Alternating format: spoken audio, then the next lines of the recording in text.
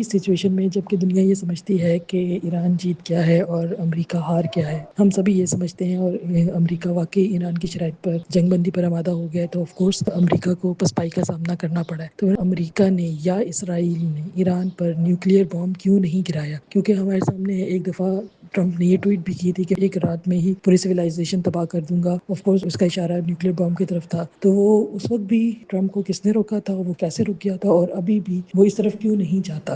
बीबी बड़ा इंटरेस्टिंग सवाल है। एक वक्त था जब ये शुरू हुई थी जंग, तो मेरा भी शक था कि ये ना हो कि अमेरिका पागल हो जाए, डोनाल्ड ट्रंप है तो सही थोड़ा सा, और ना कर, और जब शिकस्त नज़र आ रही हो तो न्यूक्लियर वेपन ना इस्तेमाल करे। उस वक्त शक ये था कि ये न्यूक्लियर वेपन उनकी जो न्यूक्लियर साइट्स हैं उसके ऊपर फेंक सकता है, और फिर उसके बाद कहे कि जी हमने उनका न्यूक्लियर प्रोग्राम फॉर एवर ख़त्म कर दिया। और तो ये रूल आउट नहीं करना चाहिए। मगर फिर लोगों ने समझाया कि नहीं, इतना आसान नहीं है न्यूक्लियर वेपन इस्तेमाल करना। ये वो जापान वाली सिचुएशन नहीं है कि एक जंग वर्ल्ड वॉर 2 ख़त्म होने जा रहा था, सब एलाइज शिकस्त हो चुकी थी, एक जापान रह गया था, और वो भी इंडिकेशन थी कि जापान भी 1-2 महीने के अंदर अंदर हथियार छोड़ गिरा देगा। मगर उस वक्त अमेरिका ने यह फ़ैसला किया कि अब हमने आगे जाना है और ये जंग ख़त्म हो रही है, इसको एटम बम इस्तेमाल करके अपना इस्टेब्लिश कर लें हेजेमनी कि we are now the foremost power, military power, क्योंकि उसके बाद रशिया के साथ भी कंपटीशन होनी थी। तो they used it as a gesture to आगे हमने क्या करना है, जंग तो ख़त्म हो ही चुकी थी। तो ये सिचुएशन वो नहीं है कि कोई इन्होंने इस्टेब्लिश करनी किसी चीज़ की बात।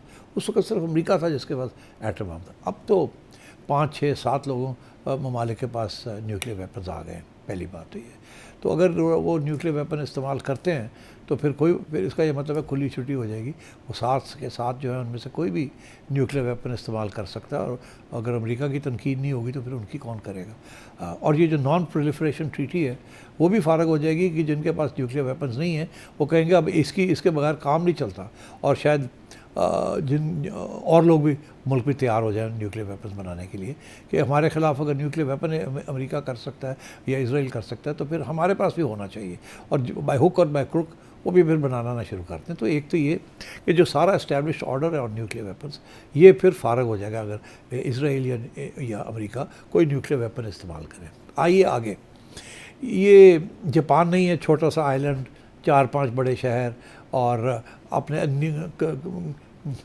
गिरा हुआ कदमों में गिरा हुआ फ़ारग हो चुका है, जंग हार चुका है, और उसको थोड़ा एक छोटा सा धक्का और देना है आपने, और आपने ये न्यूक्लियर के साथ वो धक्का दे दिया। This is Iran, 90 million people, इतना बड़ा लैंड मैस, एक न्यूक्लियर बम के साथ एक न्यूक्लियर साइट के ऊपर ईरान नहीं पीछे हटेगा।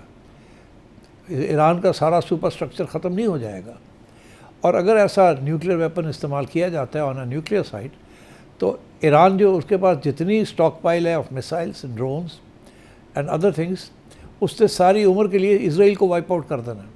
अगर 1000 मिसाइल इसराइल के हाइफा के ऊपर पड़े और या तेल अवीव पे जाए, इसराइल इज़ गॉन, ये फिर रिकवरी नहीं हो सकती। तो अगर आप न्यूक्लियर वेपन ईरान के ख़िलाफ़ करेंगे तो उसके साथ ईरान की मिलिट्री माइट जो है वो रातों रात ख़त्म नहीं हो जाएगी। तो वो फिर पूरी की पूरी माइट के साथ आपको अटैक करेंगे, आपके एहसासों को, तो कुछ नहीं रहेगा। पहली बात है, ये सोचना पड़ता है कि यार फिर रिएक्शन जो आएगा वो क्या होगा। ये तो नहीं है जैसे इन्होंने कहा कि जी जंग कर लें, सोचा ही नहीं था कि स्ट्रेट ऑफ हॉर्मुज़ में क्या होगा। तो अब पता चला ना ईरान ने क्या किया, तो ईरान तो उड़ा देगा इसराइल को, पहली बात। दूसरी बात ये है कि अगर न्यूक्लियर वेपन इस्तेमाल होता है ईरान के ऊपर, तो एक के साथ तो काम नहीं इसका मतलब चलेगा, आपको काफ़ी सारे करने पड़ेंगे उसकी न्यूक्लियर माइट को, उनकी मिलिट्री माइट को ख़त्म करने के लिए। तो वो तो इम्पॉसिबल है, it's such a huge country.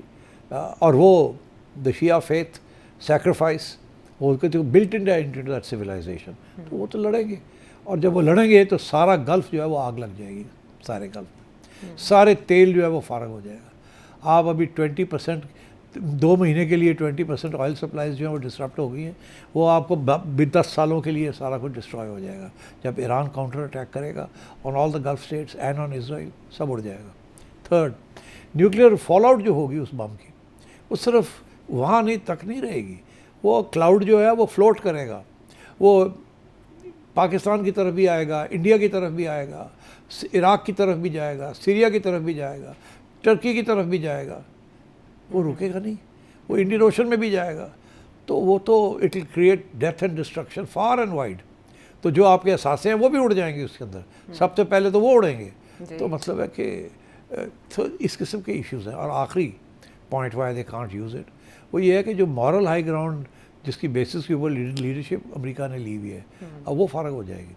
और ये जो रुकावट बनी हुई है on the production of nuclear weapons, ये फिर टूट जाएगी। फिर everybody will scramble to get nuclear weapons, यहाँ तक कि ईरान को भी आप नहीं रोक सकेंगे। दे विल, जो भी उनके पास है इस वक्त, वो उसी के साथ डर्टी बॉम्ब भी वो इसराइल के ऊपर फेंक सकते हैं। तो मेरा ख्याल है कि देरा इस किस्म के इश्यूज़ हैं बीबी कि इसीलिए अमेरिका या इसराइल न्यूक्लियर वेपन नहीं इस्तेमाल कर रहा और ना ही कर सकता है इस सिचुएशन में। मुमकिन नताइज क्या हो सकते हैं अगर ऐसा किया जाता है, और किस चीज़ ने रोके रखा यूएस को, ये आपने जाना। फातिमा इस्लामाबाद से आपका शुक्रिया। अब इंग्लैंड से Ahmad. What does a state of equilibrium look like within the Middle East? Does it look like redrawn borders, nuclear armament, any one or two plausible scenarios? And it will also be helpful if you could provide any historical analogies, because as they say, history doesn't repeat, but it often writes. अच्छा, अब आप पूछ रहे हैं कि जी long term इस conflict में alliances क्या बनेंगे और गल्फ की क्या सिचुएशन होगी, अमेरिका की क्या सिचुएशन हो। ह्यूज किताबें लिखी जा सकती हैं, लिखी भी गई हैं और लिखी जा रही हैं इस वक्त। सो इन द नेक्स्ट 2 मिनट्स में आपको मोटी बात बता देता हूँ। इस वक्त पहले जो गल्फ़ की सिक्योरिटी थी वो अमेरिका ने ली हुई थी, मेरा ख्याल है वो ख़त्म हो गई है। अमेरिकन अब सिक्योरिटी गारंटीज गल्फ़ को स्टेट्स को नहीं दे सकता। दैट मीन्स अमेरिकन बेसिस की अब यूटिलिटी नहीं रही।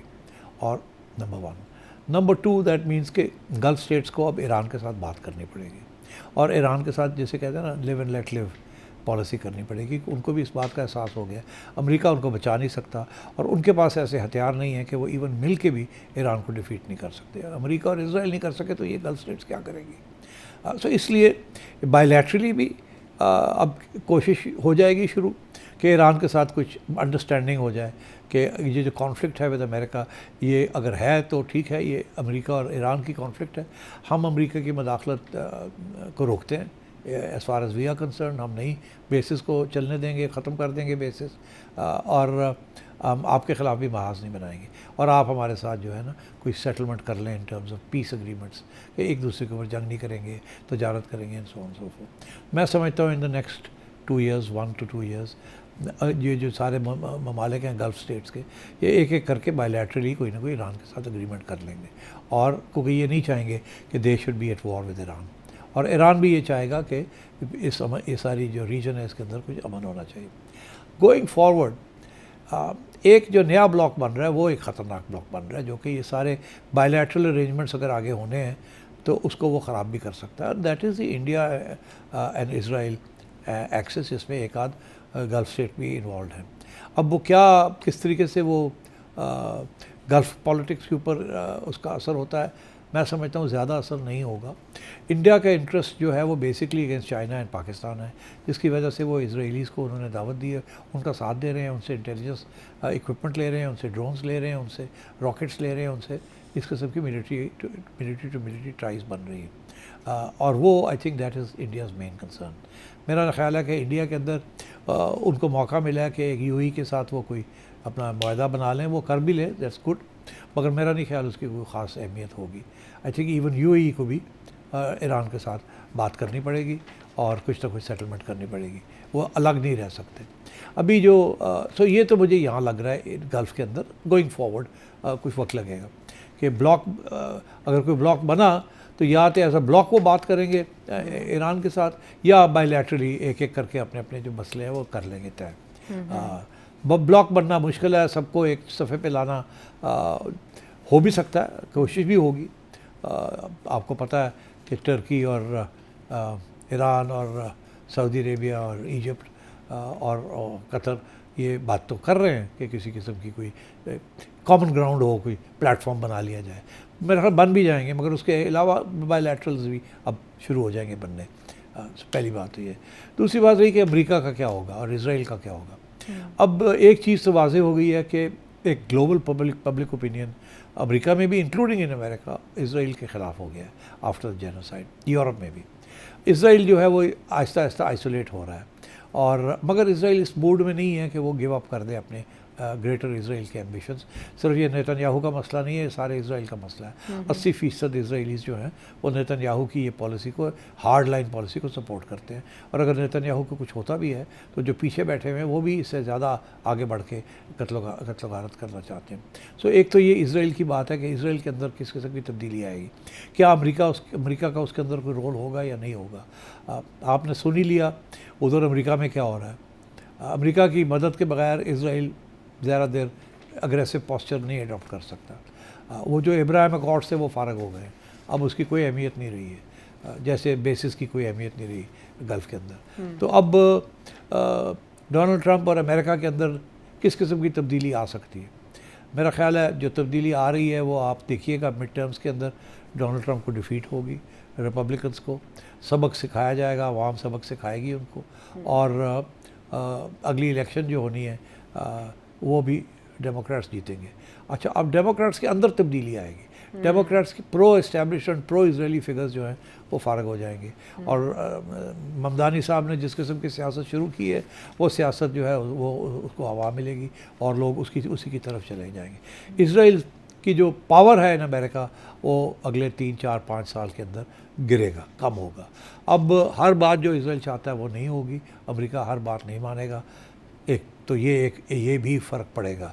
यूरोप तो ऑलरेडी आपको पता ही है जो यूरोप का हाल है। कीर स्टारमर साहब ने जिस तरीके से इसराइल का सपोर्ट किया और सेंसरशिप की और जिस किस्म के कदम उठाए हैं, ऑलरेडी उनकी छुट्टी हो गई है। तो यूरोप के अंदर भी एंटी इसराइल सेंटिमेंट बढ़ रहा है दिन ब दिन।